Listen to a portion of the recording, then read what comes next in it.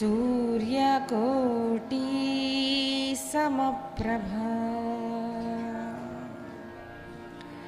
निर्विघ्नं कुरु मे देव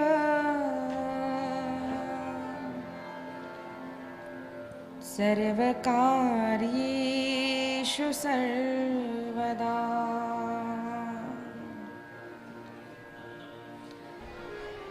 मातृदेवो भव पितृदेवो भव आचार्यदेवो भव अतिथिदेवो भव परस्परदेवो भव।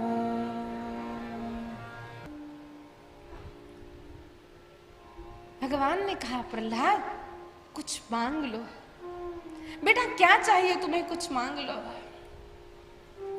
प्रहलाद ने कहा, प्रभु मुझे कुछ भी नहीं चाहिए, प्रभु मुझे कुछ भी नहीं चाहिए। नहीं, कुछ तो मांग लो।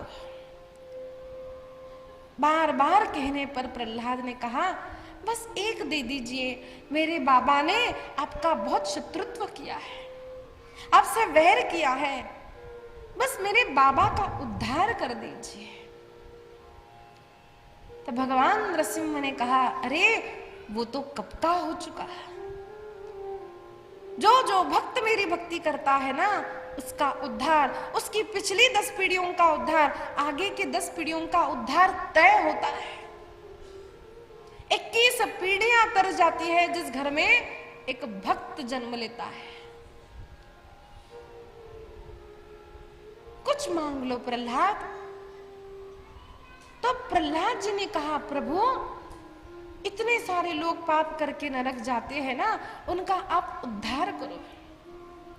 भगवान ने कहा, ऐसा नहीं हो सकता, जो पाप करता है उसे दंडित करना ही पड़ता है। दंड से धर्म की स्थापना होती है, दंड से पाप का नाश होता है। प्रहलाद ने कहा, प्रभु बात तो सत्य है, लेकिन कोई भी जीव दुख प्राप्त करता है, मुझे बहुत दुख होता है। संतों को, दुष्टों को भी दुख देना अच्छा नहीं लगता। दुष्ट भी दुख प्राप्त करे, उन्हें दुख होता है। माउली की प्रार्थना क्या मांगा है? दुष्टों को नाश मत करना प्रभु, दुष्टों की दुष्टता का नाश करना, सबकी इच्छा पूर्ण करना, सबका मंगल करना। एक अपना गांव नहीं, एक अपनी जाति नहीं, एक अपना देश नहीं, पूरे विश्व के लिए मांगा है। वसुधैव कुटुंबकम, ये सनातन धर्म की नींव है।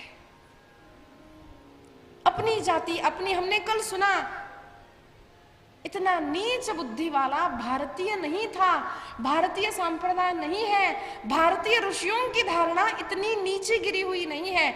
विश्व का कल्याण, आज भी हम नारे लगाते हैं, विश्व का कल्याण। संत परदुःखी दुःखी असतात, दुसऱ्यांना दुःख झालं त्यांना दुःख होतं। प्रभु सबका उद्धार हो। तो भगवान ने कहा, प्रहलाद ये कैसे हो सकता है? उनके जो पाप है, उनके पापों का क्या होगा? प्रहलाद ने कहा, प्रभु सारे पाप मैं भोगूंगा, मैं जाऊंगा नरक। नरक जाओगे, डर नहीं लगेगा। प्रभु जहां जहां हरि हरि हरि हरि कहा जाता है, वो तो स्वर्ग नहीं, नरक नहीं, वो तो वैकुंठ हो जाता है। और जब मैं नरक में भी जाकर हरि हरि हरि कहूंगा, वो नरक थोड़ी ही रह जाएगा। कितना विश्वास है भगवान के नाम पर, देखिए कितना विश्वास है। भगवान हंस पड़े। भगवान ने कहा, बेटा कितना अच्छा भाव है, कैसे भक्त हो तुम मेरे। प्रहलाद मैं तो तुम्हारा ऋणी हो गया हूं। उस भक्त प्रहलाद को अनेक आशीर्वाद दिए। भगवान कह कहते हैं, अरे इतनी बार बोल रहा हूं, क्या एक चीज मुझसे नहीं मांग सकते? तब प्रहलाद जी ने कहा, प्रभु अगर देना ही है तो एक बात दीजिए। प्रभु ऐसा मन मुझे दीजिए कि जिस मन में किसी से भी कुछ लेने की इच्छा न हो। प्रभु ऐसा मन दीजिए किसी से भी कुछ मांगने की इच्छा न हो। वही भक्त होता है, वही संत होता है, वही गुरु होता है। गुरु अपने शिष्य से कुछ प्राप्त नहीं करना चाहता है। संत 10 देने वाले को एक आशीर्वाद, 500 देने वाले को एक आशीर्वाद नहीं देते। सभी का कल्याण भक्त करते हैं। कोई इच्छा नहीं, एकमात्र इच्छा भगवान की प्रसन्नता की होती है। भक्तों को इच्छा भगवत प्राप्ति की भी नहीं होती,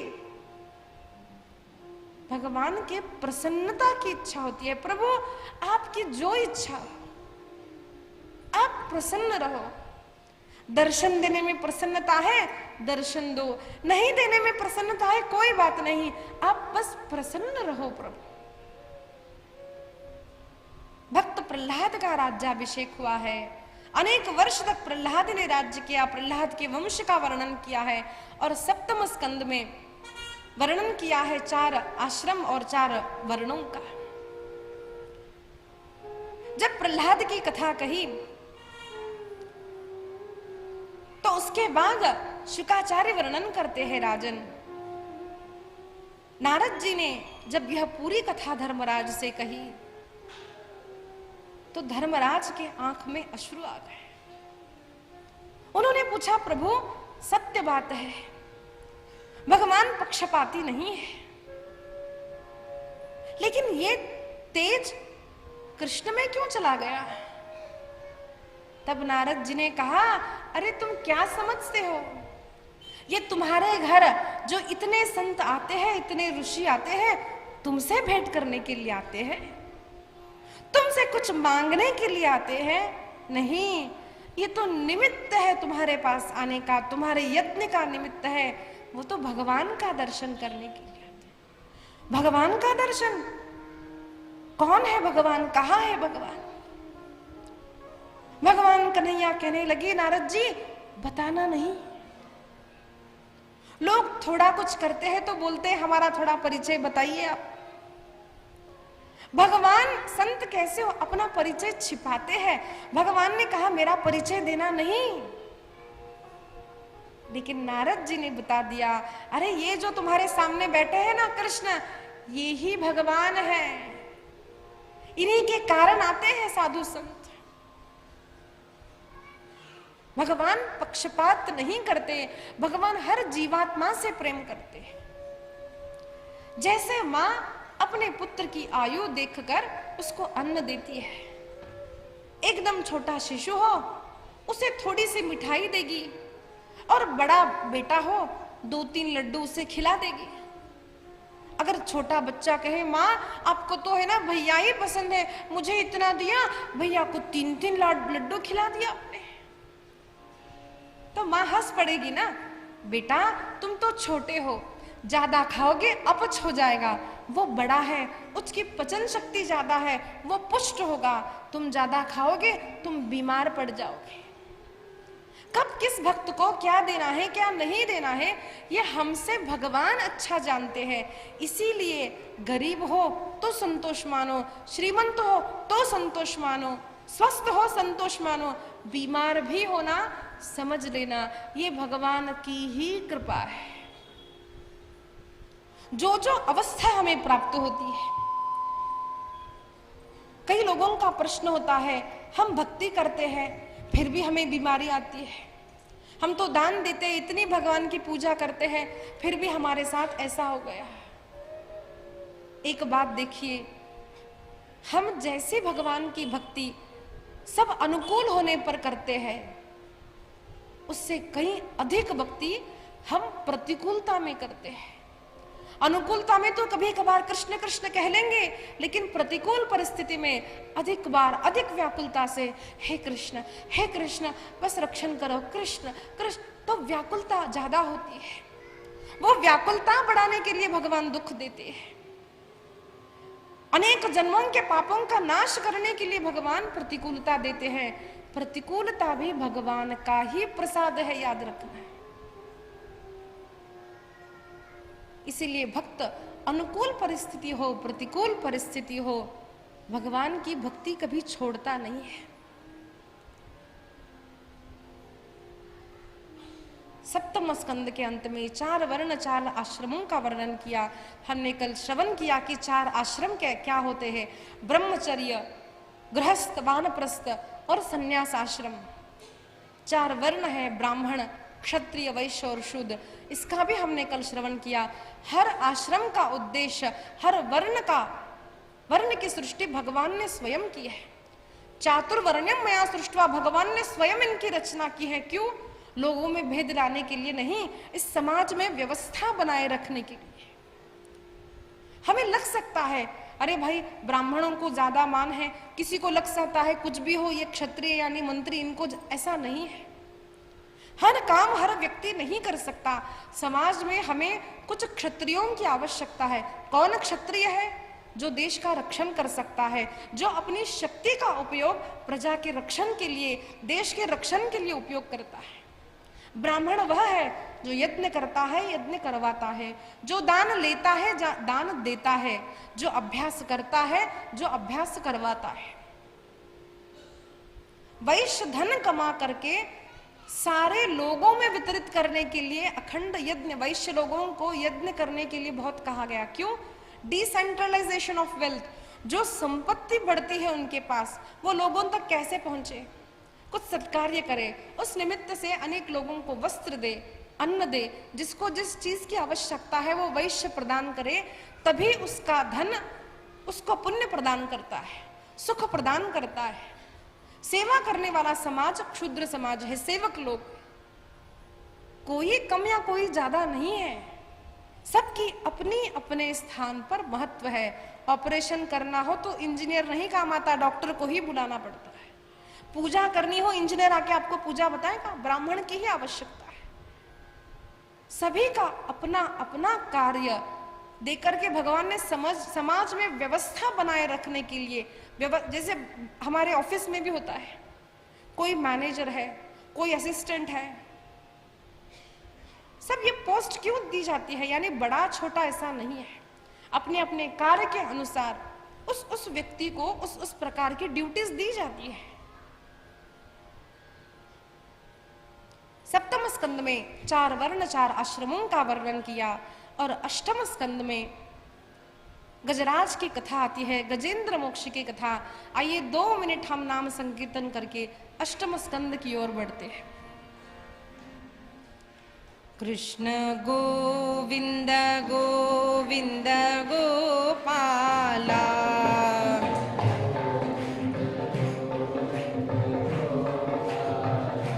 राधे गोविंद गोविंद गोपाला,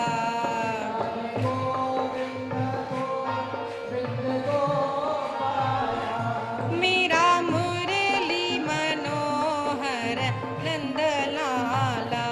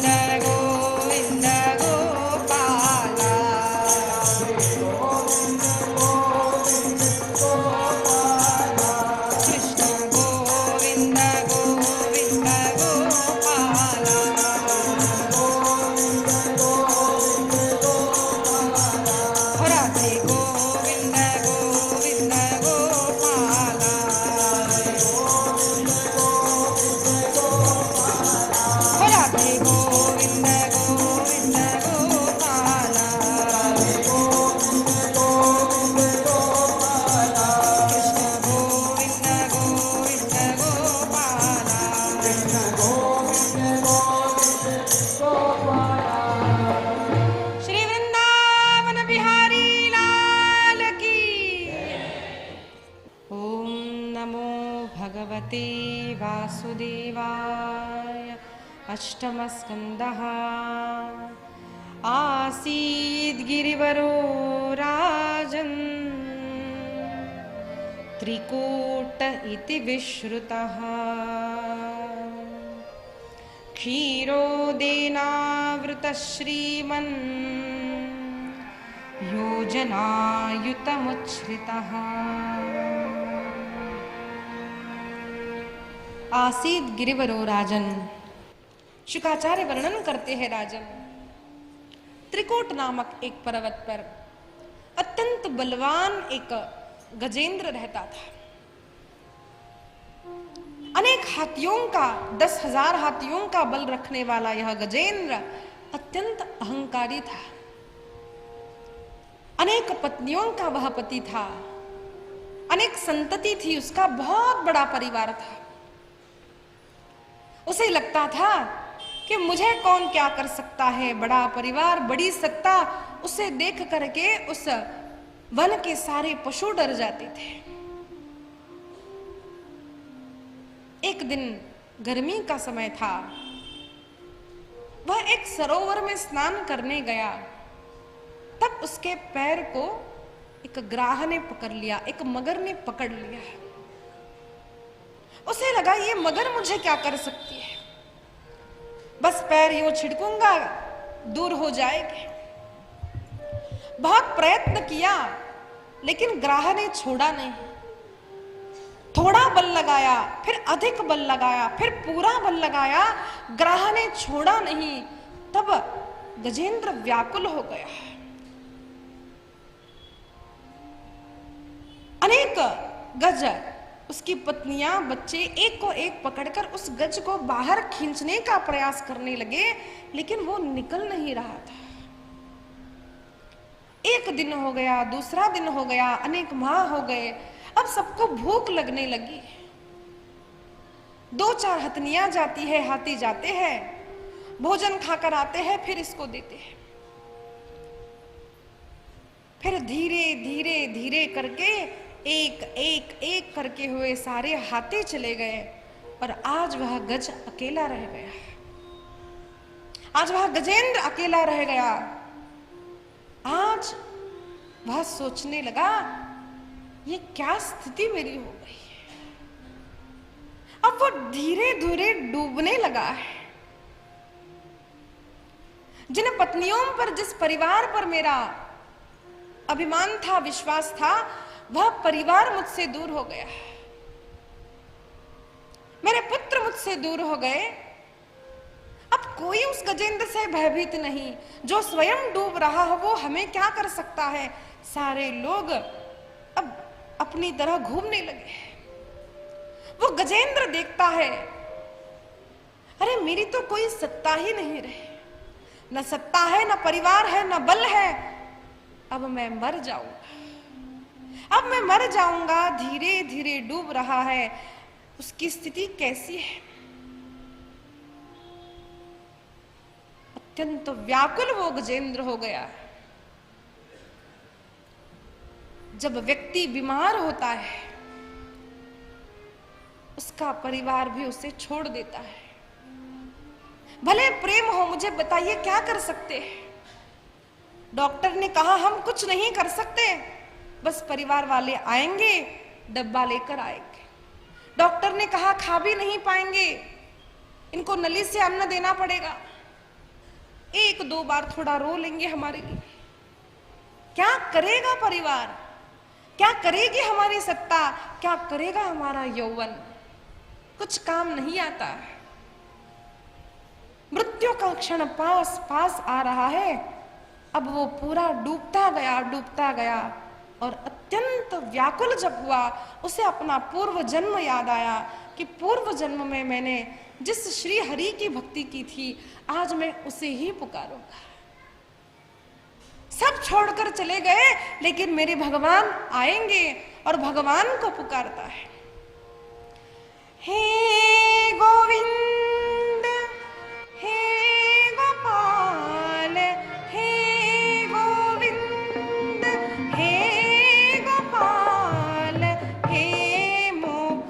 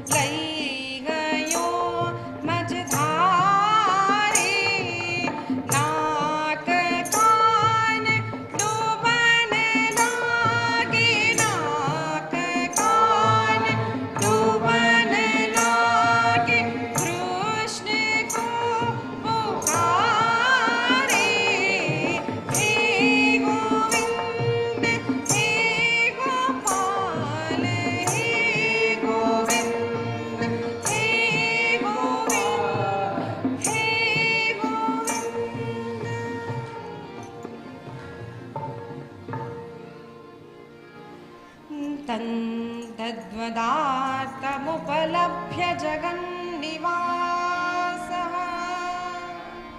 स्तोत्रं निशम्य दिविजैः सह संस्तुवद्भिः छन्दोमयेन गरुडेन समुह्यमान चक्रायुधोऽभ्यगमदाशु यतो गजेन्द्रः। गजेंद्र भगवान की स्तुति करता है। वो देखता है, वो डूबता जा रहा है, डूबता जा रहा है। एकाएक उसने देखा कि गरुड़ पर विराजमान होकर साक्षात भगवान उसके रक्षण के लिए आए हैं। क्या दूं मैं अपने हरि को? हम क्या दे सकते हैं अपने भगवान को, सदगुरु को? उसने देखा पास में एक पुष्प है, मन रूपी पुष्प उसने भगवान को अर्पण कर दिया। भगवान आए अत्यंत वेग से, प्रथम ग्राह का विनाश किया, उसे सद्गति दे दी, उसके पश्चात गजेंद्र को सद्गति दी है। अरे जो मेरे भक्त के पैर पकड़ता है, दासानुदासों का उद्धार पहले होता है, फिर दास का उद्धार होता है। ग्राह का उद्धार किया, गजेंद्र का उद्धार किया। गजेंद्र ने अत्यंत सुंदर स्तुति भगवान। पूर्व जन्म में ग्राह हो नामक गंधर्व था। देवल ऋषि के शाप से वह ग्राह हुआ था और इंद्रद्युम्न नामक राजा शाप के कारण गजेंद्र हुआ था। दोनों का ही उद्धार हुआ। शुकाचार्य वर्णन करते हैं, राजन भगवान ये नहीं देखते कि मुझे पुकारने वाला जीव धनवान है अथवा गरीब, पशु है अथवा मानव, तो वो जाति के कारण भेद कैसे करेगा? आज एक गज के लिए साक्षात भगवान हरि अवतार लेकर गरुड़ पर विराजमान होकर आए हैं। गजेंद्र का उद्धार हुआ है। अष्टम स्कंद में भगवान के अनेक मनवंतरों की कथा है। एक मनवंतर में भगवान ने हरि अवतार धारण किया है। शुकाचार्य वर्णन करते हैं, राजन दूसरे मनवंतर में भगवान ने अनेक अवतार ग्रहण किए। जब देवताओं ने समुद्र का मंथन किया, सारे देवता भगवान के पास आए, प्रभु बार बार असुरों में देवताओं में युद्ध होता है, हमें कोई ऐसी शक्ति प्रदान करो, ऐसी बूस्टिंग एनर्जी प्रदान करो कि हम इन असुरों से सदैव जीते। भगवान ने कहा कुछ भी प्राप्त करना हो तो जीव को मंथन करना पड़ता है। We have to try for it. ऐसे बनी बनाई प्लेट सामने नहीं आती। अगर आ भी गए सामने खाने की प्लेट तो हमें हाथ से खाना तो पड़ता है, खाने के बाद चबाना तो पड़ता है, मंथन करना पड़ेगा। सभी देवताओं से कहा, देखो इस संसार में कोई भी काम करना हो तो अकेले से नहीं होता, we will need a team. क्योंकि इस संसार में ऐसे लोग होते हैं, हम कुछ भी अच्छा करना चाहे तो वो काम न बने, ऐसा प्रयत्न करने वाले लोग हर व्यक्ति को मिलते हैं। वो घर के हो, सगे संबंधी हो, बाहर के हो, मिलते ही जाते हैं। उन्हीं को असुर कहते हैं। लेकिन हम ऐसे व्यक्तियों का जीवन में अगर तिरस्कार करेंगे तो वो हमारा काम अधिक बिगाड़ेंगे। तो भगवान ने कहा, देखो समुद्र मंथन करना है तो तुम्हें असुरों से मैत्री करनी पड़ेगी। तो सारे देवता असुरों के पास गए, असुरों से कहा कि हम सब मिलकर समुद्र का मंथन करेंगे। किस लिए करेंगे? अमृत निकलेगा। तो असुरों ने कहा, देखो इस काम में जो भी लाभ मिलेगा उसमें हम 50-50 करेंगे और जो भी लॉस होगा ना वो सब तुम्हारा है। अब हमारे आसपास के लोग भी ऐसे होते देखिए, अच्छा जब हो जाता है तो लोग अपना क्रेडिट लेना चाहते, देखो हमने किया ना इसलिए ऐसा हुआ, देख हमारा नाम तो आना ही चाहिए। कुछ लॉस हो गया, अरे हम तो पहले कहते नहीं थे ऐसा मत करो। पहले कहा नहीं होता, लेकिन बिगड़ने के बाद जरूर बोलने वाले 4 लोग आएंगे। हमने कहा था अच्छा, लेकिन अब जब ऐसे लोग हमारे साथ होते हैं तो हम तो अगर बोलेंगे देखो तुम तो इतने बुरे हो, बस तुम्हें ना बस आओ भी मत हमारे साथ, हमारे शादी में मत आना, ऐसे लोग जानबूझकर आएंगे। अब लोगों को अनुभव है कि घर में शादी हो, कुछ फंक्शन हो, कुछ भी कार्यक्रम हो, कुछ ऐसे लोग देखने के लिए आएंगे, यहाँ कमी है, वहाँ कमी है, वहाँ ये ठीक ही नहीं था। आते हैं कि नहीं? सबको अनुभव, ऐसे होते लोग, उसको और बिगाड़े कैसे। तो अगर हम अपने ऐसे संबंधियों से कहे तुम आना नहीं, तुम्हारे वो ज्यादा करते हैं, तो इसलिए उनसे कैसे बात करें? भगवान ने यहाँ फॉर्मूला दिया है, मैत्री करो, सामने से बोलो, नहीं आप आना जरूर, आपके आशीर्वाद से होना चाहिए काम। जब हम ऐसे दुष्टों को मान देते हैं ना, वो थोड़ा शांत रहते हैं। ऐसे ग्रहों को शांत करना पड़ता है। तो भगवान बोले जाओ असुरों के साथ मैत्री करो। उन्होंने कहा 50-50 ठीक है। तो असुरों को लेकर आए, अब समुद्र मंथन का काम आरंभ किया। भगवान ने कहा वासुकी सर्प को लाओ, मंदराचल पर्वत पर बांधो और समुद्र का मंथन करो। समुद्र का मंथन आरंभ हुआ। एक और देवता है, एक और असुर है। तो असुरों को जब पूंछ की ओर खड़ा किया तो असुरों ने कहा हम थोड़ी कम है, हम पूंछ की ओर क्यों खड़े रहे। ये भगवान की आइडिया थी। भगवान ने पहले कहा इनको पूंछ की ओर खड़ा किया, क्योंकि भगवान जानते थे। इसीलिए कोई भी काम करना होना, बड़ों की गाइडेंस बहुत आवश्यक है। जो वृद्ध होते, वृद्ध यानी बूढ़ा व्यक्ति नहीं, वृद्ध यानी बड़ा व्यक्ति।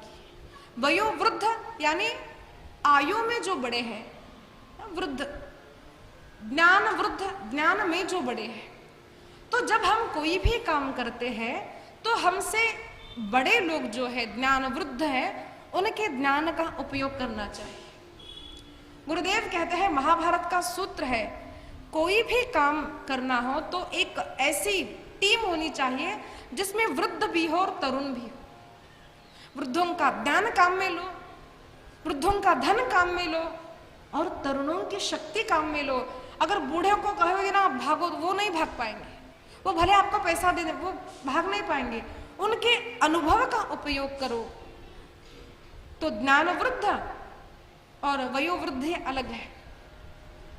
तो इस प्रकार से भगवान ने पहले ही सलाह दी थी कि उन्हें पहले पूंछ की ओर खड़ा करो। तो जैसे ही एक दुष्टों में एक होता है कि जो दिया वो पक्का अच्छा नहीं है। एक कथा आती है, एक माताजी थी, अपने पति से इतना झगड़ा करती, वो कहते राइट तो वो लेफ्ट बोलती, वो कहते काला तो वो कहती गोरा, वो कहते करो तो वो बोलती मैं नहीं करूंगी। अभी उसका सूत्र था, पति जो कहे उसका उल्टा करना। तो एक बार ऐसा हो गया, दोनों ही यात्रा पर गए थे। अब यात्रा में कुछ एक्सीडेंट वगैरह हो, जब बेचारी नदी में नीचे गिर गई। अब वो घबरा गया पति, उसने कहा अरे ऊपर आओ, ऊपर आओ। अब वो मर रही है, बोलती ऊपर आओ, नहीं मैं नीचे ही जाऊंगी। गई नीचे। अब होते हैं ऐसे लोग जो करने को कहा हम क्यों ऐसा करें, तुमने कहा इसीलिए हम नहीं करेंगे। तो पूछ जैसे ही दे दी, कहा पूछ जानबूझ कर दी है, हम तो मुख की ओर खड़े रहेंगे। तो जैसे ही मुख की ओर गए तो उनको दाह होने लगा। फिर यहां से देवता पूंछ की ओर आए, कोई बात नहीं, आपने ही तो कहा था। ये कूटनीति है, ये महाभारत में आती है। महाभारत में बहुत बहुत बड़ा प्रकरण आता है कूटनीति का, कि किस तरह से किसी को फंसाया जाए, किस तरह से अपना अपना काम बना लिया जाए, ये सब आता है। तो इसको जब बड़े विस्तार से गुरुजी बता रहे थे तो हमने पूछा गुरुजी ये सब क्यों। गुरुजी ने कहा ये करने के लिए सीखना नहीं है, ये हमारे साथ कोई ना करे इसके लिए जान लो, है ना। भक्त यानी भोला और मूर्ख नहीं होना चाहिए, भक्त यानी होशियार होना चाहिए। जैसे विदुर जी थे, जब घर के लोगों ने, चाचा के बेटों ने पांडवों को मारने का प्रयास किया, तब ये सारी प्लानिंग पता करके उनको ठीक से एकदम सफाई से बचाने वाले विदुर चाचा थे। भक्त थे लेकिन बड़े बुद्धिमान थे। भक्त होना यानी मूर्ख होना नहीं है, भक्त यानी होशियार होना है, वीर होना है। तो सारे देवता यहां आ गए। अब मंदराचल का मंथन होने लगा तो मंदराचल डूबने लगा। सारे देवता गए, भगवान से प्रार्थना की तो भगवान वहां पर कूर्म नारायण अत्यंत बड़े कूर्म रूप में प्रकट हुए। उस पर मंदराचल रखा गया। फिर मंथन आरंभ हुआ। कूर्म नारायण भगवान की। जब दाह होने लगा तब कई बार देवता अचेत हो गए, उन्हें पुनः प्राण भगवान ने प्रदान किए। वर्णन आया है मंदराचल लाते हुए मंदराचल गिर पड़ा, तब अनेक देवता मर गए, तब भगवान ने पुनः उन्हें जीवित किया है। भगवान ने निद्रा रूप में देवताओं को दाह न हो इसीलिए वासुकी सर्प में प्रवेश किया। फिर भगवान ने जब मंथन प्रारंभ हुआ है तब अनेक वस्तुएं वहां से निकली है। कामधेनु निकली है जो ऋषियों को दी गई। ऐरावत हाथी निकला, इंद्र को दिया गया। गज निकला, हाथी को दिया गया। ऐरावत घोड़ा निकला, तब बलि को दिया गया। साक्षात लक्ष्मी माता निकली, लक्ष्मी माता ने भगवान का वरण किया। लक्ष्मी नारायण भगवान की। दोनों का विवाह हुआ। अनेक वस्तुएं निकली। संत वर्णन करते हैं सारी चीजें निकली, लेकिन पहले निकला था हालाहल विष निकला। जब यह विष निकला था तब सारे देवता घबरा गए। जहां पर भी हालाहल विष का कण गिरता है वहां पर अनेक प्राणी प्रकट होते हैं। घबरा गए, कहा क्या करे क्या करे। तब उनको याद आई शिवजी की। सारे शिवजी के पास गए, शिवजी से प्रार्थना की है। शिवजी ने अत्यंत कृपा करके भोलेनाथ ने उस विष को पान किया और मुंह के बाहर नहीं छोड़ा, पेट में नहीं रखा, अपने कंठ में ही रखा है। और भगवान महादेव नीलकंठ हुए हैं। नीलकंठ भगवान की। उसके पश्चात जब अमृत आया, चंद्रमा निकला, शंख निकला है। अंत में जब धन्वंतरी भगवान अमृत का कलश लेकर आते हैं तो देवी देवता और असुरों में झगड़ा हुआ। असुर उसे लेकर भागने लगे। तब भगवान ने आज सुंदर रूप धारण किया है। आज पुरुष रूप नहीं, आज नारी का रूप धारण करके भगवान आए हैं। मोहिनी भगवान की। सारे असुर उसे लेकर भागने गए। मुझे चाहिए, मैं नहीं दूंगा। तब वहां पर मोहिनी आई। जैसे ही मोहिनी भगवान को देखा तो असुरों ने पूछना आरंभ किया, अरे ये तो बड़ी सुंदर है, आप कहां से आए हो? आपकी शादी हुई है? आपके घर कहाँ है? ये सारी बातें पूछने लगे। बड़े मोहित हो गए असुर। तब मोहिनी भगवान ने उत्तर दिया, मेरा नाम मोहिनी है। मेरा एक घर नहीं, जो पुरुष मुझसे प्रेम करता है मैं उसके घर में जाती हूं। मेरे कई सारे घर हैं। अब उन्होंने कुछ अलग अर्थ इसका लगा लिया, हम प्रेम करेंगे तो हमारे घर भी ये स्त्री आ जाएगी। तो उन्होंने कहा, देखो हम में तो झगड़ा हो रहा है। क्यों झगड़ा हो रहा है? कहा अमृत के कारण। तो मोहिनी ने कहा, देखो तुम एक बात अगर मुझसे कह दो कि मैं इसे बांटू तो मैं बांट दूंगी, तब झगड़ा नहीं करोगे ना? हाँ, तुम जरूर बांटना। इतने मोहित हो गए कि अपना विवेक खो बैठे। तब मोहिनी भगवान ने कहा, देखो किसी की नजर का नहीं खाना चाहिए। वो देवता ताकते हैं तुम्हारी ओर, सारे देवताओं को एक और बिठाएंगे, तुम एक और बैठ जाओ। उन्हें नीचे ऊपर का पानी दे दूंगी, तुम्हें नीचे की मलाई दे दूंगी। हाँ जरूर। मोहिनी जो भी कहती हाँ करते। लेकिन जरा सोचिए, अमृत में क्या ऐसा होता है? पानी और नीचे का भाग ऐसा नहीं होता। लेकिन मोहित कर दिया मोहिनी भगवान ने। और सारा अमृत जब देवताओं को पिलाने गए, उस पंक्ति में दो असुर बैठ गए। उन दो असुरों को पहचान लिया। तब भगवान ने अपना सुदर्शन चक्र निकाला, उसका शिरच्छेद कर दिया है, वही राहु और केतु हो गए। फिर असुर और देवताओं में युद्ध छिड़ गया। इस लीला का एक अर्थ तो यह है कि देवी देवताओं में युद्ध हुआ और अमृत निकला। अमृत उसे ही मिला जिस पर भगवान की कृपा होती है। दूसरा एक अर्थ यह संत वर्णन करते हैं कि इस संसार में व्यक्ति जब किसी भी वस्तु के लिए कुछ प्राप्त करने के लिए जब मंथन करता है, तब उसे, जैसे अभी हमने सुना, कुछ दुष्ट लोगों से भी संधि करनी पड़ती है। दूसरी बात है कि हम जो भी प्राप्त करते हैं वो अपने बल से नहीं प्राप्त करते, वो भगवान की कृपा से प्राप्त करते हैं। भगवान ने मंदराचल से गिरे हुए असुरों को जीवन दान दिया। निद्रा रूप में भगवान ने सभी को स्वस्थ रखा।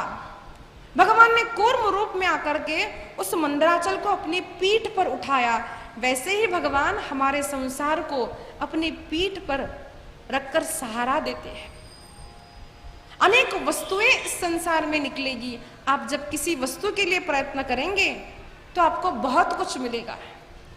केवल धन दौलत नहीं, पदवी नहीं, तो हमें अपमान को भी सहन करना पड़ेगा। अपमान रूपी हलाहल विष पीना पड़ेगा। कई लोग बिना कारण अपमान करते हैं, अपने काम में अड़चने पैदा करते हैं, लेकिन घबराना नहीं। उसका क्या करना चाहिए? उस अपमान को मुंह से बाहर न निकाले, पेट में न रखे, अपने कंठ में ही रखे। मुंह से बाहर निकालोगे तो उस व्यक्ति के लिए अपशब्द बोलेंगे, पेट में रखोगे तो वो कभी न कभी बाहर निकल जाएगा। शिव जी की तरह कंठ में ही उस बात को धारण करो, धैर्य रखो, सहन करो। लोग ऐसे होंगे, आप कुछ अच्छा करना चाहे, कदाचित वो अपने ही परिवार के हो, अपने ही मित्र हो, अपना ही कोई सगा संबंधी हो, कर सकता है, उसको सहन करो। और जब इस प्रकार से अथाह प्रयत्न करेंगे, जब भगवान की कृपा होगी, तब अमृत मिलेगा, यश मिलेगा। लेकिन तब भी उस पदवी को, उस सुख को छीनने के लिए असुर आएंगे। लेकिन चिंता मत करना, जिसने भगवान की शरण ग्रही है उसको अमृत भगवान स्वयं पिलाते हैं, उसी की विजय होती है। इसी प्रकार जब असुर और देवताओं में युद्ध हुआ, तब देवता जीत गए और असुर पराजित हो गए। सारे देवताओं ने उत्सव मनाया, लेकिन असुरों ने क्या किया? जो जो असुर मरे थे उन सबको वे शुक्राचार्य के पास ले गए। उनके गुरु शुक्राचार्य ने उन्हें संजीवनी विद्या से पुनः जीवन प्रदान किया और सभी को अनुष्ठान करवाया। सभी असुरों से शुक्राचार्य महाराज ने अनुष्ठान करवाया। फिर सारे असुर बलवान हो गए। उनके राजा प्रहलाद के वंशज बलि महाराज बने।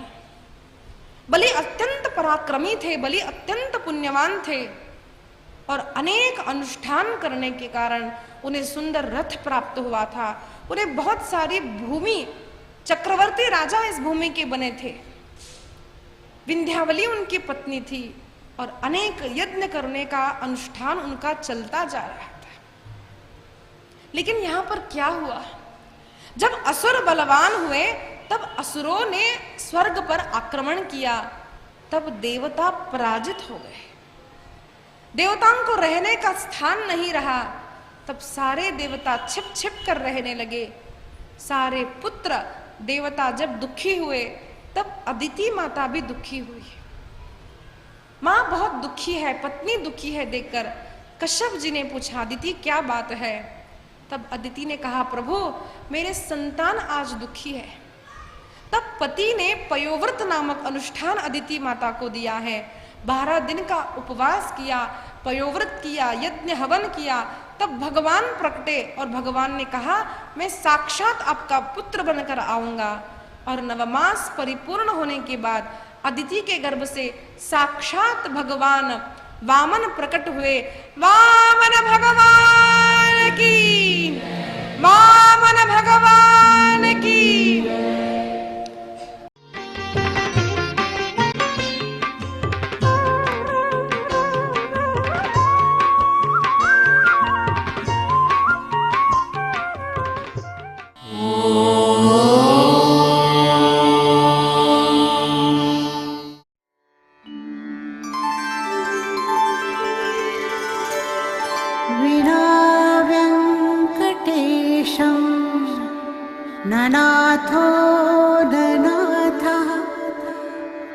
सदा वेङ्कटेशं स्मरामि स्मरामि।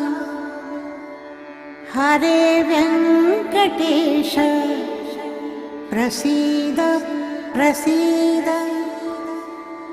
प्रियं वेङ्कटेश प्रयच्छ प्रयच्छ।